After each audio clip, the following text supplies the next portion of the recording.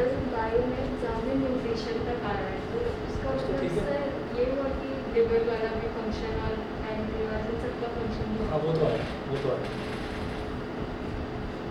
Question number 5 का third part है ये। कौन सा, ये एनसीईआरटी का है क्वेश्चन? ठीक है, नोट करेंगे। Yash score 40 marks in a test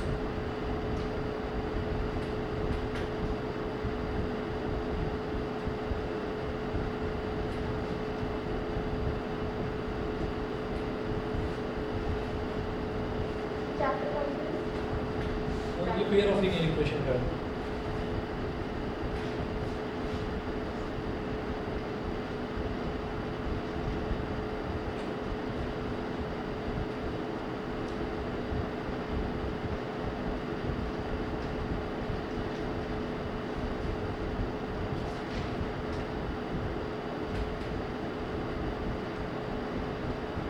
sir आप एक बार रिपीट कर लीजिए। अभी मैं लिख रहा हूँ, एक मिनट रुक जाइए, 1 minute.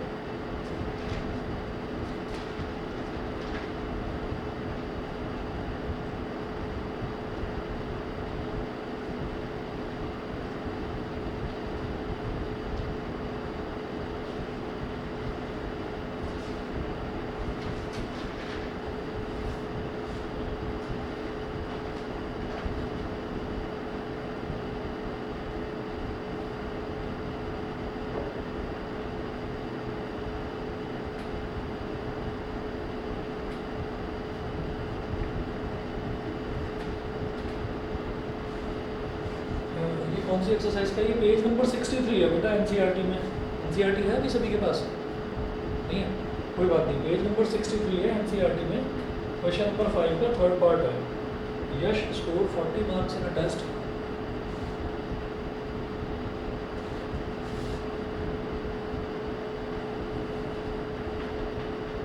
Yash scored 45 marks in a test, getting 3 marks for each right answer.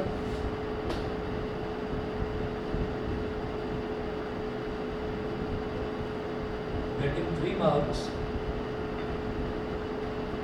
for each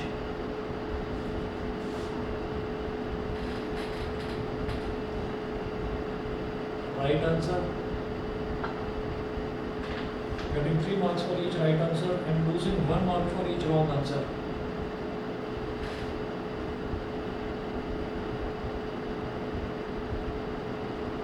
Losing 1 mark for each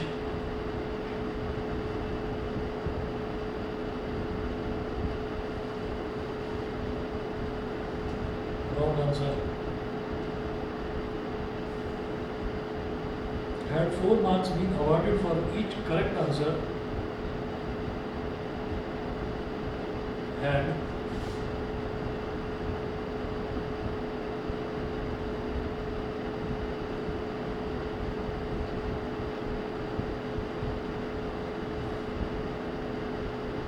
had 4 marks being awarded for each correct answer,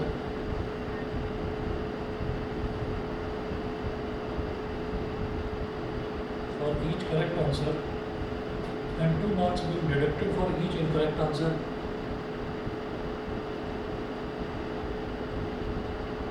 And 2 marks being deducted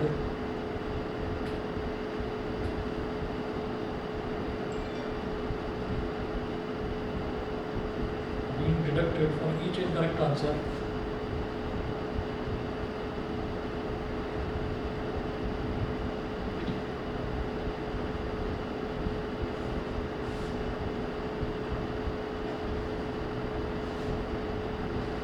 Then Yash would have scored 50 marks.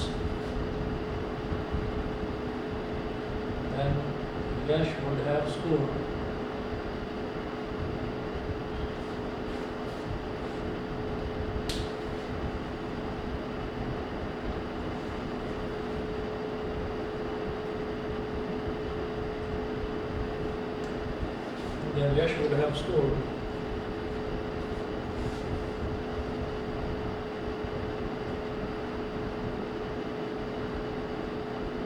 50 marks, full stop. How many questions were there in the test?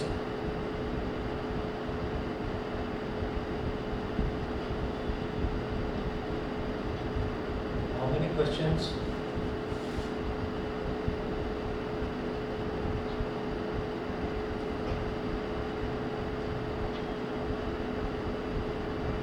How many questions were there in the test?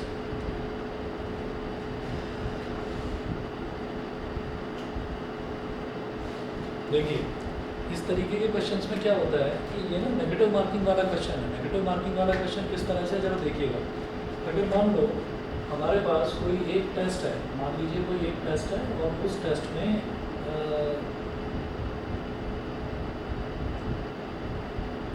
Correct answer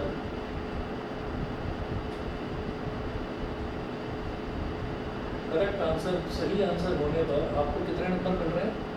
3 marks.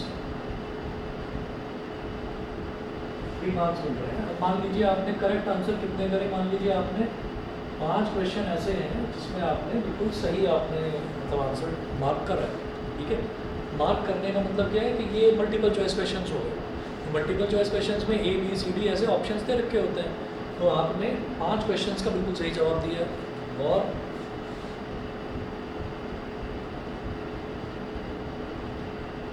Incorrect answers कितने हो गए? Incorrect answers पर क्या है कि कितना हो रहा है यहाँ पर? Losing 1 mark.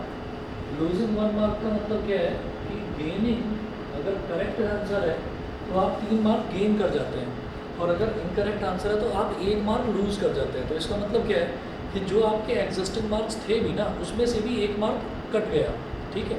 तो इसको हम बोलेंगे -1 मार्क आपको अवार्ड हो गया। और आपने मान लीजिए 4 क्वेश्चन ऐसे हैं जो आपने गलत अटेम्प्ट करा है,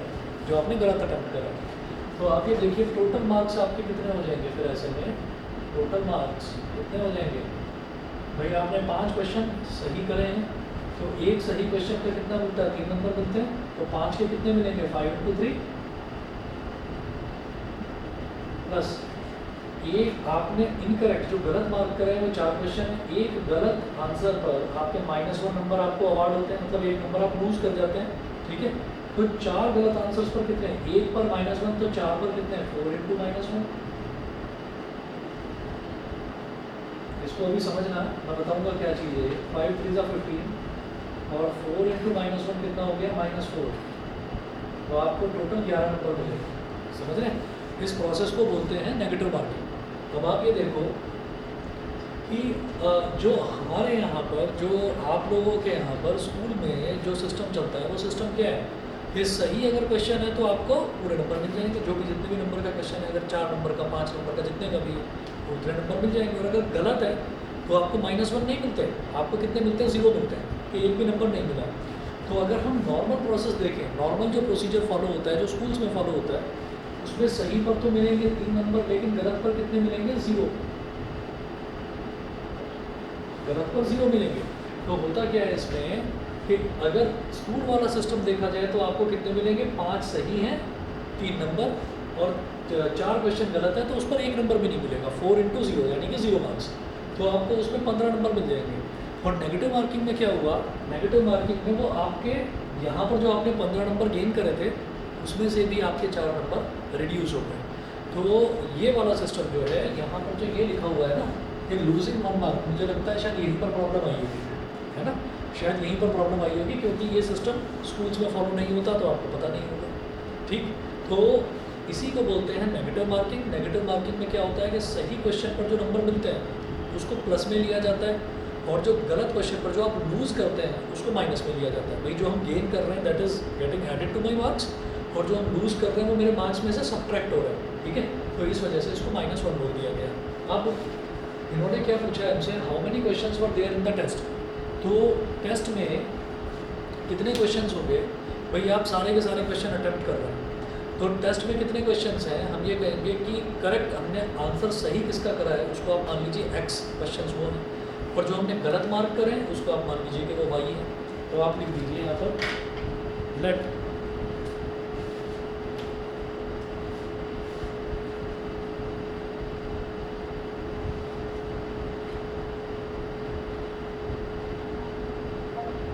the number of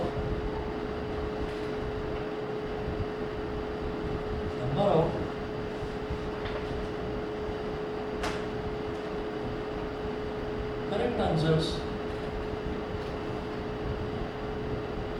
by Yash bx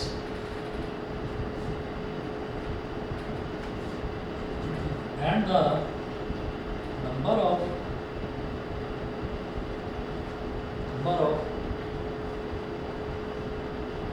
incorrect answers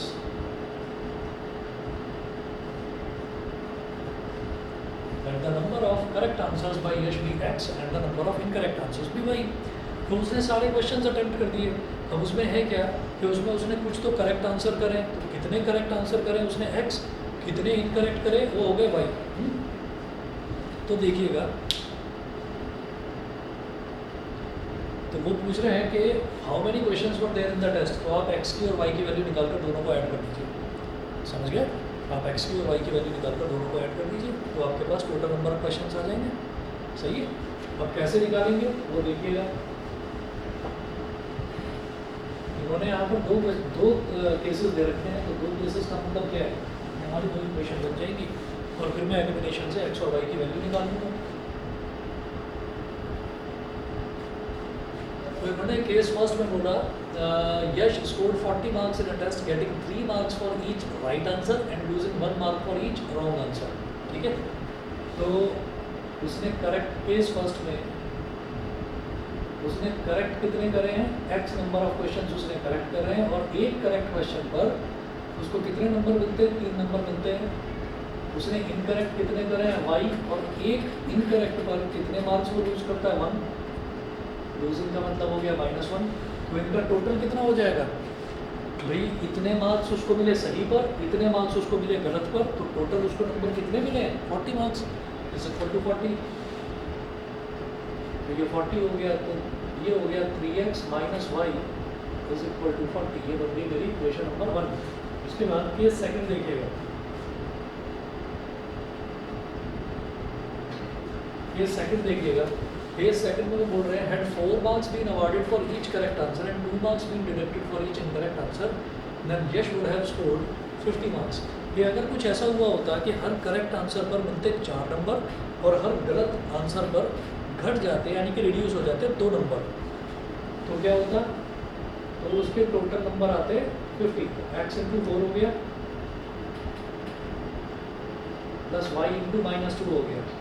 सही आंसर पर 4 नंबर, गलत आंसर पर -2 नंबर. तो it will be equal to 50. तो ये हो गया 4x -2y is equal to 50. इसको सिंप्लीफाई करिए आप. यहाँ से 2 ले लीजिए कॉमन. ये क्या हो जाएगा? 2x minus y is equal to 50. 2 × 2 2 35 सा 50. तो ये हो गया 2x minus y is equal to 25. Equation number 2. तो हमारे पास 2 इक्वेशंस आ गई. अब जो 2 इक्वेशंस आई हैं इन दोनों में मैं ये देख रहा हूँ यहाँ भी -y है और यहाँ भी -y है. तो जब बिल्कुल सेम टर्म्स होती हैं और सेम साइन होता है तो हम क्या करते हैं? हम सब्ट्रैक्ट कर देते हैं. तो आप क्या करिए? Subtract equation 1 from 2.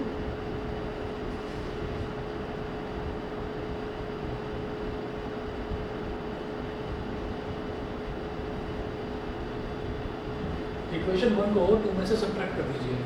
तो कैसे होगा? 2x minus y is equal to 35 यहाँ पर लिख दिया और 3x माइनस y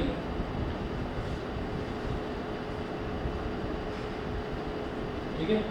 नीचे वालों के साइन चेंज हो जाते हैं. ये माइनस था तो प्लस और ये प्लस था तो minus. -y + y cancel out हो गया. 2x माइनस 3x कितना हो गया? -x. 25 माइनस 40 कितना हो गया? माइनस का 50. माइनस से माइनस कट गया तो x इज इक्वल टू आ गया 50. मतलब उसने 15 क्वेश्चन सही करे. ठीक है. और गलत कितने करें? आप इनमें से किसी भी इक्वेशन में put this value of x.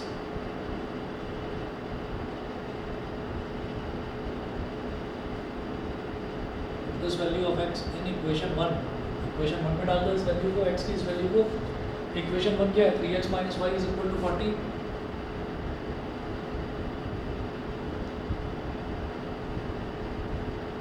तो 3 इंटू एक्स कितना है? 15. 3 into 15 minus y is equal to 40. तो minus y is equal to 40. 3 15 सा 45 उधर जाकर -45 minus y is equal to minus five, minus से माइनस कट गया, वाई इज इक्वल टू 5। इसका मतलब टोटल नंबर ऑफ क्वेश्चंस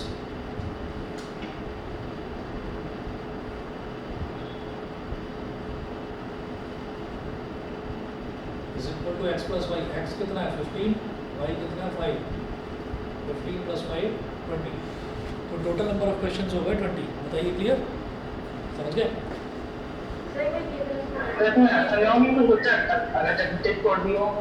हाँ बिल्कुल सही कह रहे हो, मैं अभी बताता हूँ। इसमें क्या है कि इसमें ना ऐसा नहीं है, क्योंकि उन्होंने ये बोला, उन्होंने ऐसी कोई कंडीशन दी ही नहीं है कि उसने कोई क्वेश्चन अनअटेम्प्टेड छोड़ दिया हो। अगर कोई क्वेश्चन अनअटेम्प्टेड छोड़ देंगे तो जब भी नेगेटिव मार्किंग होती है तो अनअटेम्प्टेड मतलब क्वेश्चन को अटेम्प्ट ना करने में फ़ायदा होता है। अगर डाउट हो रहा होता है ना कि ये क्वेश्चन गलत है, तो मान लो हमने 5 क्वेश्चन गलत कर दिए, हर गलत क्वेश्चन पर 2 नंबर कट रहे हैं, तो 5 × -2 कितना हो गया -10। तो आपके जितने सही क्वेश्चंस पर जो नंबर आ रहे थे उसमें से 10 सब्ट्रैक्ट हो गए, उसमें से 10 सब्ट्रैक्ट हो गए। और वहीं अगर आपको पहले ही पता था कि भाई यू आर डाउटफुल कि आंसर इसके सही है या नहीं है, तो उसको छोड़ने में फ़ायदा होता है। हम इस वाले क्वेश्चन में कहीं पर भी ये नहीं दे रखा है कि उसने सारे के सारे क्वेश्चन अटेम्प्ट करें, ऐसा कहीं भी नहीं दे रखा है। तो हम जनरली ये मानकर चलते हैं, जब ऐसा नहीं दे रखा है तो हम ये मानकर चलते हैं उसने सारे कर दिए अटेम्प्ट, ठीक है ना, उसने सारे अटेम्प्ट कर दिए, हम ये मानकर चल रहे हैं। तो इस वजह से ये 20 आ गया। समझ गए मेरी बात, क्लियर है? Yes sir. ठीक है, चलिए जी, आप क्या पूछ रहे थे?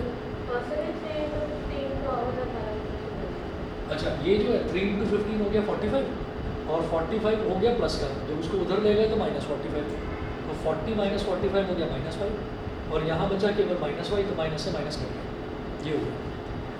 ठीक है, और दूसरा इसका 4th पार्ट अभी बता रहा हूँ। हमने बोर्ड में अनअटेम्प्ट करें अगर गलत हो, नहीं बोर्ड में तो आपको करना है। दोस्तों मतलब अगर डाउटफुल हो तो उसके ऊपर कटेगा।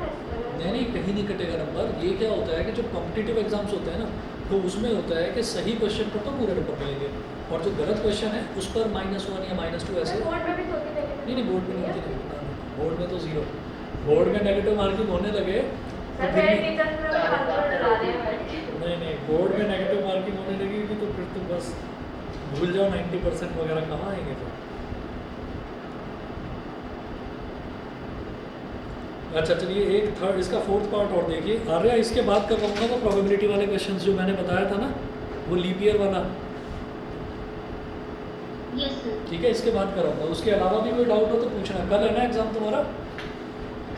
सर मेरा एग्जाम नहीं है, वो मेरा एग्जाम स्टार्ट होने मेरा मार्च का 19 को है। चलो ठीक है, तुम्हारा भी 19 को है। शुरुआत के 4 चैप्टर है ना? हाँ क्या नई डेट की मिल गई। तुमने मेरे को भेजी थी या उसके अलावा कोई दूसरी मिली है? ऐसा मैं वो भेज देंगे सर, आज ही मिली है। अच्छा, आज ही मिली है, चलो तो ठीक है, भेज देना मेरे को, देखते हैं फिर उसको। Okay sir. हाँ अभी वापस। मैथ का एग्जाम को 26 अगस्त कर दिया। अरे तो ठीक है, तब तक तो बड़े आराम से हो जाएगा सब कुछ, और कार्बोनेट्स कंपाउंड्स भी करा दूंगा तब तक मैं। शायद से 10 अगस्त को है। हाँ तो हो जाएगा। Okay sir. सर वो मुझे याद नहीं था, मैंने आपको भेज दी अपनी डेट शीट और उसमें। चलो कोई बात नहीं, दोबारा भी भेज दोगे तो कोई बात नहीं, भेज देना दोबारा भी। चलिए अगला पार्ट देखिए इसका 4th। सर डर ये लग रहा है कि मैं फेमस नहीं भेजे, तो इसलिए फेमस में और 10-12 चीजें ऐड कर दे तो। चलो ठीक है, कोई बात नहीं, डरने की जरूरत नहीं है, जो होगा देखा जाएगा। आ गई डेट शीट, आ गई, तुम दोनों ने भेज दी, आ गई। जेवियर की भी आ गई और सेंट उसकी भी आ गई, सेंट जेवियर और ये सिल्वर। हाँ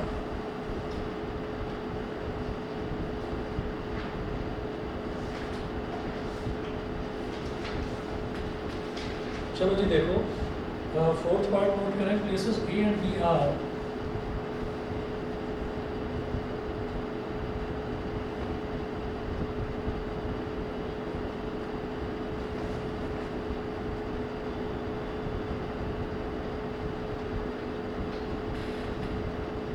are 100 kilometer apart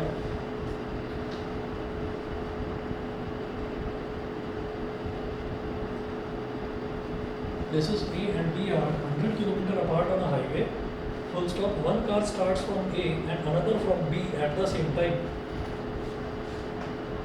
सर ये डिस्टेंस वाला क्वेश्चन जो आपने एक बार करवाया था। एक मैंने करवाया भी था ऐसा, दोबारा देखते हैं, दूसरा देखते हैं. One car starts from A and another from B.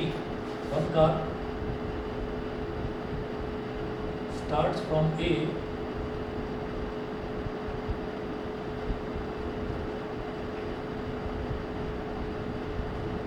and another from B at the same time.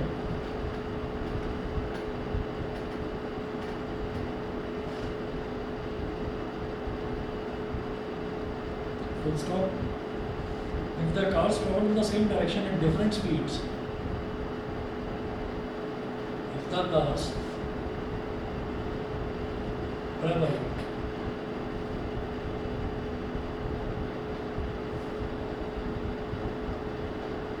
in the same direction at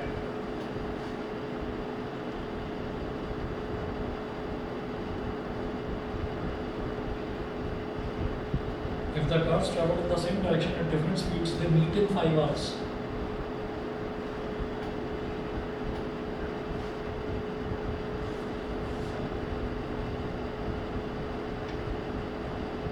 They meet in 5 hours, full stop. If they travel towards each other,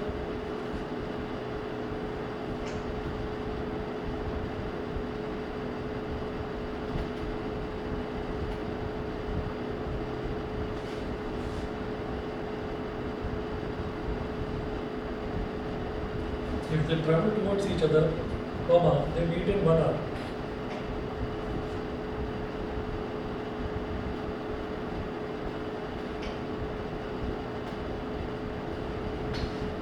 Full stop. What are the speeds of the two cars?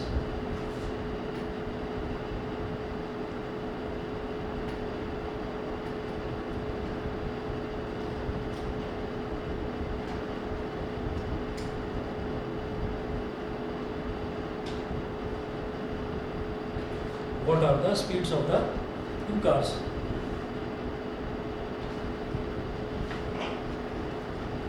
अब देखिए क्या दे रखा है इसमें question में.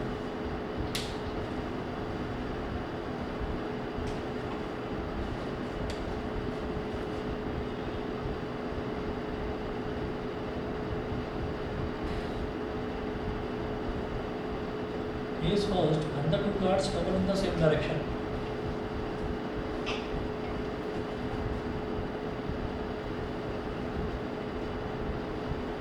When the two cars travel in the same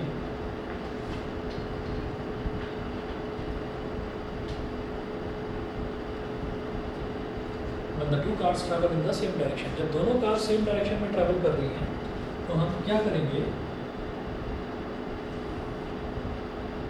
ये point हमने ले लिया A, ये पॉइंट हमने ले लिया B. उन्होंने बोला places A and B are 100 kilometre apart on a highway, तो A और B के बीच का जो डिस्टेंस है ये दे रखा है हमको 100 किलोमीटर, ठीक है. और दोनों जो हैं दोनों कार्स वो सेम डायरेक्शन में जा रही हैं, मतलब ये भी अगर इधर जा रही है तो B वाली कार भी इधर जा रही है.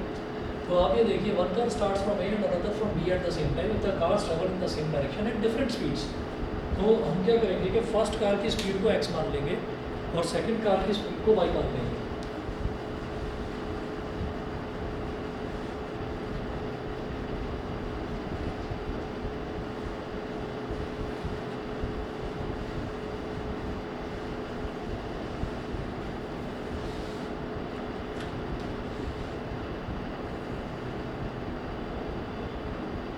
Let the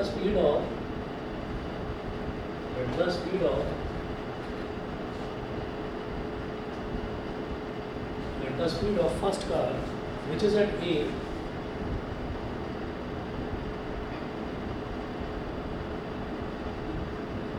be x kilometre per hour. जो A पर है फर्स्ट कार उसकी स्पीड को हमने मान लिया x kilometre per hour, and the speed of second car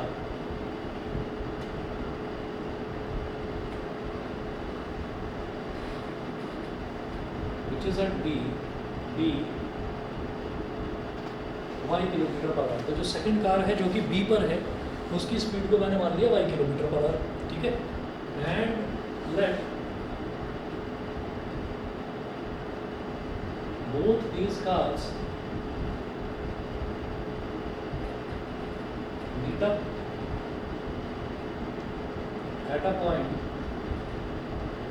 C, at a point C। तो ये जो दोनों कार्स हैं ये एक पॉइंट C पर मिलती हैं आगे, और कितनी देर में मिलती है, कितनी देर में मिलती हैं दोनों की दोनों गाड़ियाँ? 5 घंटे बाद। 5 घंटे का मतलब ये है कि 5 आवर्स तक पहली कार भी चलती रहती है जो यहाँ से चली x किलोमीटर पर आवर की स्पीड से, फर्स्ट कार, और जो सेकंड कार है जो पॉइंट B से चली y किलोमीटर पर आवर की स्पीड पर। तो 5 आवर्स तक ये दोनों कार जो है वो चलती रहती है। तो जो पहले वाली कार है और जो दूसरे वाली कार है दोनों के दोनों पॉइंट C पर जाकर मीट करती हैं, दोनों के दोनों पॉइंट C पर जाकर मिलती हैं, ठीक है। तो अब क्या होगा कि हम ये कहेंगे कि बोथ कार्स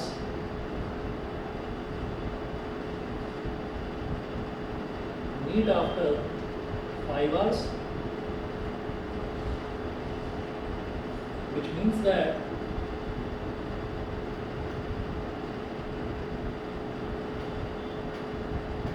both runs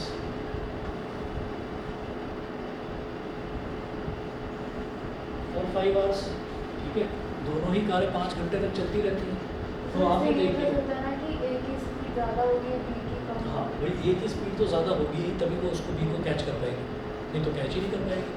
अगर B की स्पीड ज़्यादा होगी तो A और B के बीच में हमेशा एक गैप बना ही रहेगा, तो वो मीट करेगी तब जब A की स्पीड ज़्यादा होगी, मतलब x की वैल्यू ज़्यादा और y की वैल्यू कम, ठीक है। तो हम ये कहेंगे कि डिस्टेंस ट्रेवल्ड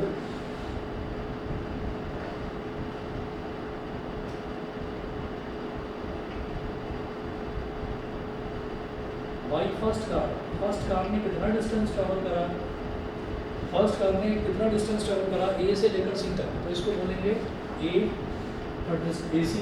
AC, और डिस्टेंस ट्रेवल का फॉर्मूला क्या होता है? Speed into time. तो फर्स्ट कार की स्पीड कितनी है x और टाइम कितना है 5, तो AC इज इक्वल टू 5x किलोमीटर, 5x किलोमीटर। क्यों? क्योंकि जो टाइम है 5 आवर्स, टाइम हमने आर में ले रखा है और स्पीड हमने किलोमीटर पर आवर में ली है, तो जो डिस्टेंस है वो किलोमीटर में ही आएगा। हम कहेंगे distance travelled by second car,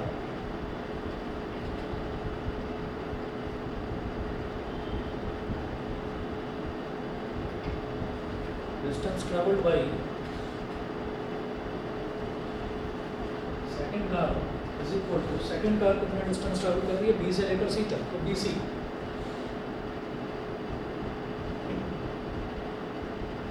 speed into time, ये भी 5 घंटे तक चल रही है, तो स्पीड इनटू टाइम कितना हो गया? 5 किलोमीटर।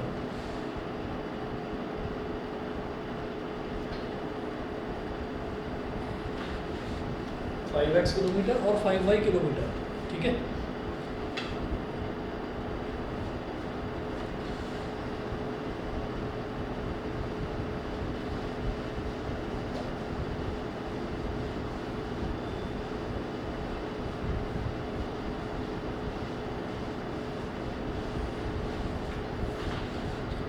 तो अब देखिएगा, अगर ये जो पूरा डिस्टेंस है AC और इसमें से अगर मैं BC सब्ट्रैक्ट कर दूँ, AC में से BC अगर सब्ट्रैक्ट करेंगे तो सिर्फ AB बचेगा, ठीक है। तो हम क्या लिखेंगे? AC minus BC is equal to AB। अब AC कितना है 5x और BC कितना है 5y और AB कितना है 100 किलोमीटर। तो आप क्या करें, इधर भी 5 है इधर भी 5 है, 5 ले लो common, 5 into x minus y is equal to 100, 5 1 is 5, 5 20 is 100, x minus y is equal to 20, ये हो गई हमारी इक्वेशन नंबर 1। ऐसे ही केस 2 देखेंगे,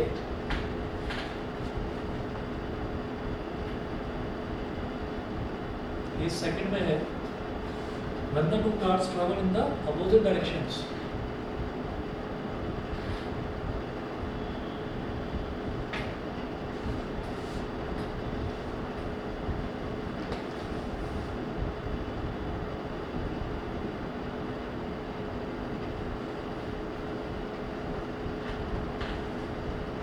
सर जैसे हमने पहले दोनों का अलग अलग निकाला, हम डायरेक्टली x-5 को 5 से स्टार्टिंग में मल्टीप्लाई करते थे तो हमारे कुछ एक्स्ट्रा के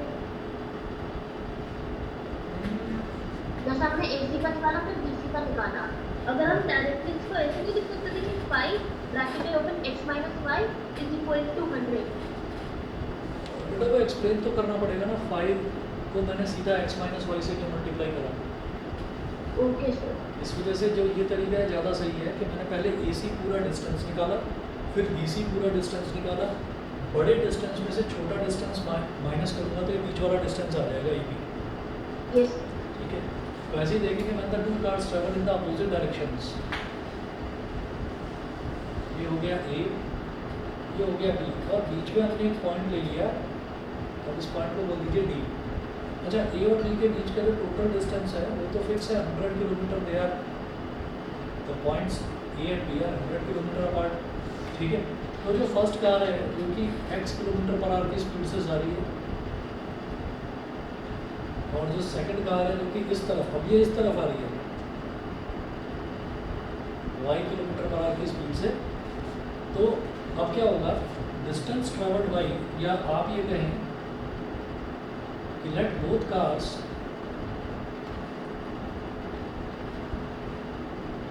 now meet at point D, at point capital D। और अब इसमें क्या है कि इन्होंने बोला कि if the cars travel in the same, if they travel towards each other, एक दूसरे की तरफ अगर वो चलते हैं, अगर वो एक दूसरे की तरफ चलते हैं तो दे मीट इन 1 आवर, तो वो 1 घंटे में मिल जाएंगे। इसका मतलब 1 घंटे तक फर्स्ट कार भी चलती रही और 1 घंटे तक सेकंड कार भी चलती रही। तो जहाँ पहले वो 5 घंटे में मिल रहे थे, यहाँ वो 1 घंटे में मिलेंगे। ठीक है, तो अब क्या होगा, distance travelled by first car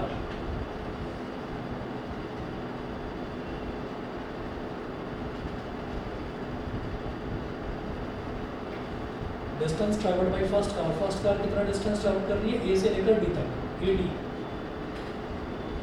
और डिस्टेंस का फॉर्मूला क्या होता है, स्पीड इनटू टाइम। तो स्पीड है x और टाइम कितना है 1 आवर, तो ये हो गया x किलोमीटर। ठीक है, और इसी तरह से हम कहेंगे distance travelled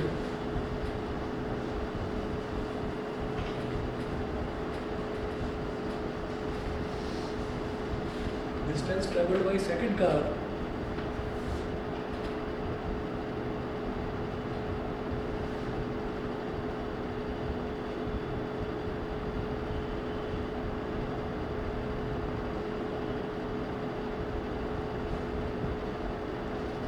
distance travelled by second car, second car कितना डिस्टेंस ट्रैवल कर रही है BD,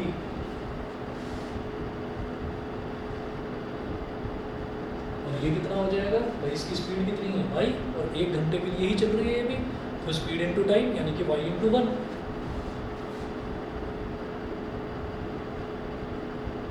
तो क्या हो गया y किलोमीटर और x किलोमीटर, ये हो गया। तो अब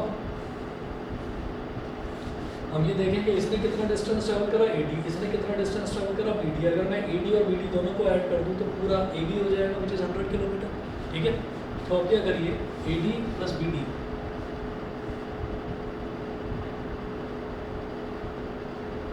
is equal to AB। AD कितना आया x और BD कितना आया y, x plus y is equal to 100 kilometre. ये होगा इक्वेशन नंबर 2। देखो इक्वेशन नंबर 1 में क्या था, x minus y is equal to 20। Equation number 2 में x plus y is equal to 100।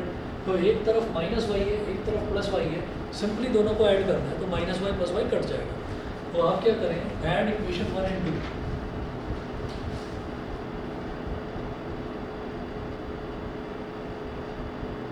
Equation 1 और 2 को ऐड कर दीजिए, क्या हो जाएगा, x माइनस वाई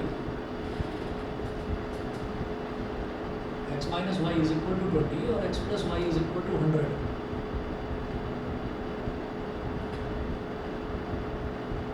जब ऐड करा तो ये minus y plus y cut गया, x प्लस एक्स कितना हो गया 2x और 20 प्लस 100 हो गया 120। 2 1 ज़ा 2, 2 60 ज़ा 120।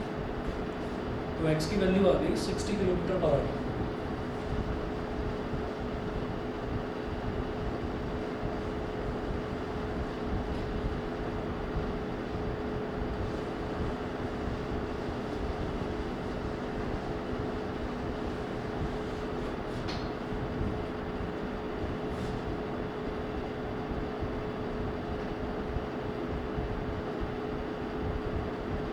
x is equal to 60 kilometre per hour. Put this value in equation.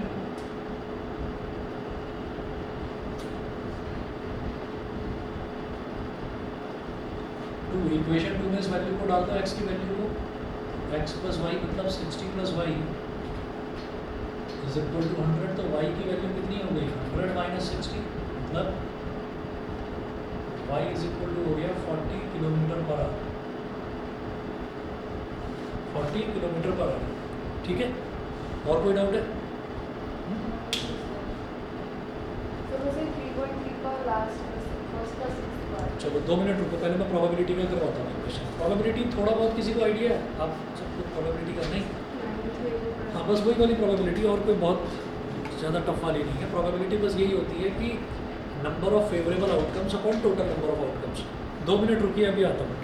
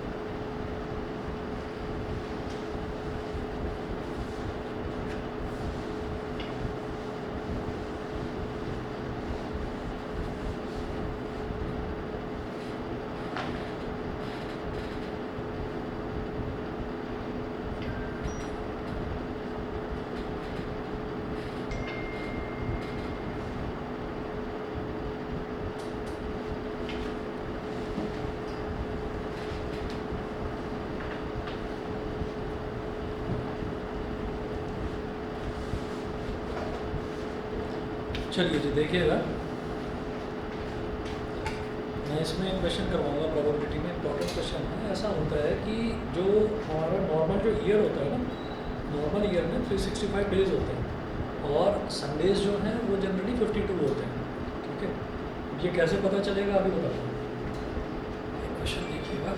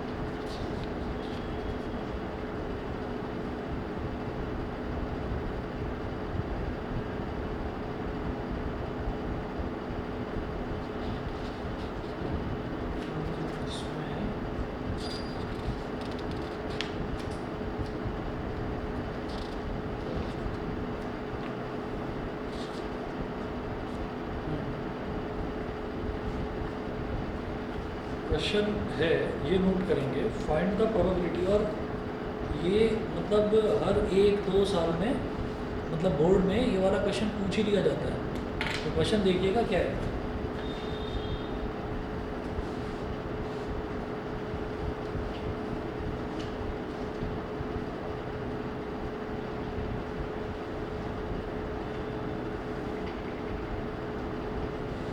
Find the probability,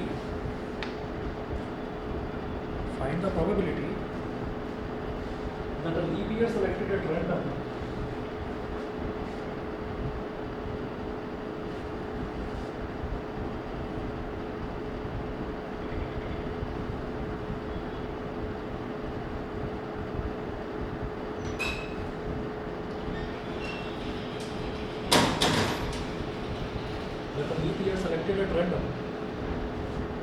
will contain 53 Sundays.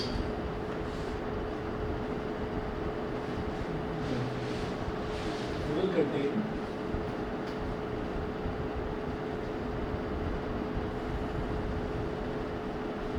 53 Sundays. ठीक है, अब ये समझने वाला है प्रोबेबिलिटी का मतलब क्या है कि चांसेस बताने हैं आपको इसके। तो कैसे बताएंगे, जैसे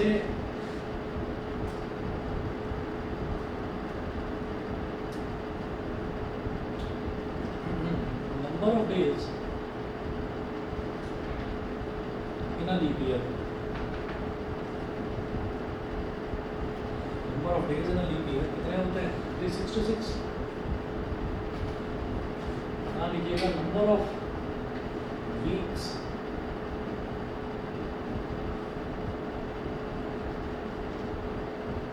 इन a leap year.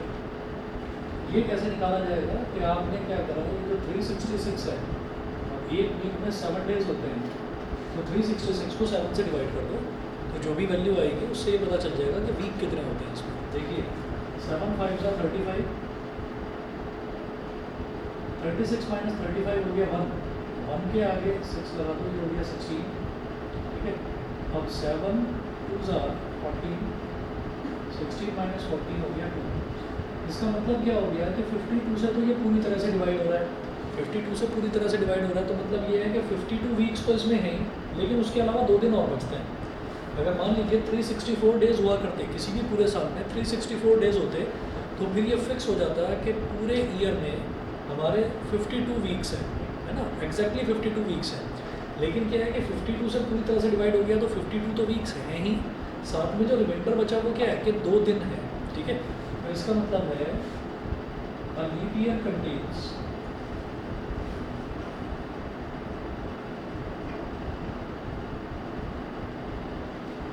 a leap year contains 52 weeks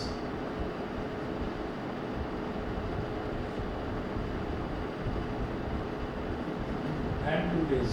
एक लीप ईयर में 52 वीक्स होते हैं और 2 दिन होते हैं, 2 डेज होते हैं।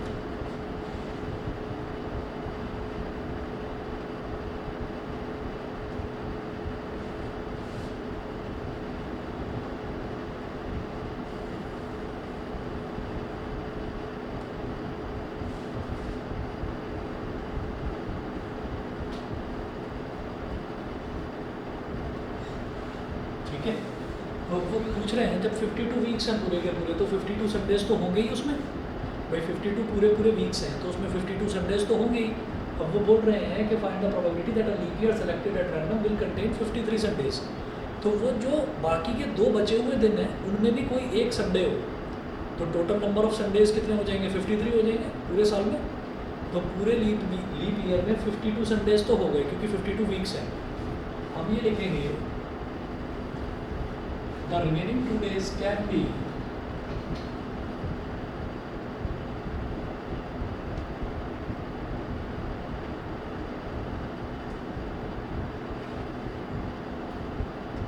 the remaining 2 days can be हो सकता है जो बचे हुए 2 दिन हैं वो या तो ये हो संडे मंडे, ठीक है। ऐसा तो नहीं हो सकता ना कि संडे थर्सडे हो, नहीं हो सकता क्योंकि वो जो बचे हुए 2 दिन हैं वो लगातार होंगे, एक के बाद एक वाले ही 2 दिन बचे हैं। तो संडे है तो संडे के बाद फिर मंडे ही बचेगा, है ना। तो या तो संडे मंडे या फिर मंडे ट्यूसडे या फिर ट्यूसडे वेडनेसडे या फिर वेडनेसडे थर्सडे या फिर थर्सडे फ्राइडे या फिर फ्राइडे सैटरडे और या फिर सैटरडे संडे, क्योंकि अगला जो पेयर है वो फिर वही आ जाएगा संडे मंडे वाला। तो कितने पेयर्स हैं? 1 2 3 4 5 6 7। तो टोटल नंबर ऑफ पॉसिबिलिटीज़ कितनी है? 7। ये जो बचे हुए 2 दिन हैं उनमें इन्हीं में से कोई पेयर हो सकता है जो बचे हुए 2 दिन हैं। लेकिन मुझे क्या चाहिए? मुझे चाहिए संडे। तो संडे कहाँ मिल रहा है? एक इस पेयर में मिल रहा है संडे मंडे और एक इस पेयर में मिल रहा है। तो हम ये कहेंगे probability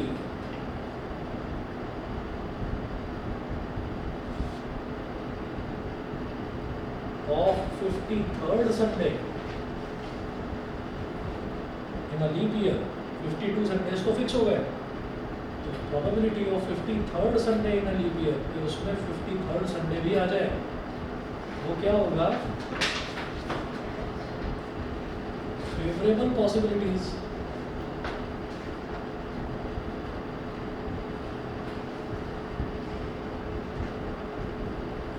possibilities upon total possibilities. तो टोटल पॉसिबिलिटीज मैंने देखी कितनी है? ये 7 पॉसिबिलिटीज है, 1 2 3 4 5 6 7। और इसमें फेवरेबल मतलब जिसमें संडे आ रहा है, जो हमको चाहिए वो वाली पॉसिबिलिटीज कितनी है? एक ये यहाँ पर आ रहा है संडे, एक यहाँ पर आ रहा है, तो ये हो गया 2/7। ये इसका आंसर है। समझ गए? क्लियर? बताइए आगे, क्लियर है?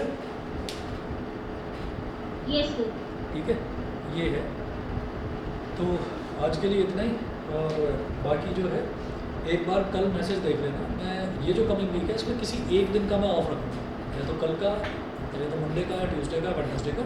तो मैं मैसेज कर दूँगा ग्रुप पर, आप उसी हिसाब से आना। और कल मंडे है ना, तो कल मतलब जो क्लासेस मैं लूँगा वो ऑनलाइन ऑफलाइन नहीं ले पाऊँगा, ऑनलाइन ही लूँगा। तो अगर क्लास होगी तो वही रात में 10 से 11 होगी, या फिर कल का ऑफ होगा। ठीक है, दोनों में से एक चीज़ है, देख लेना आप, व्हाट्सएप पर मैसेज देख लेना।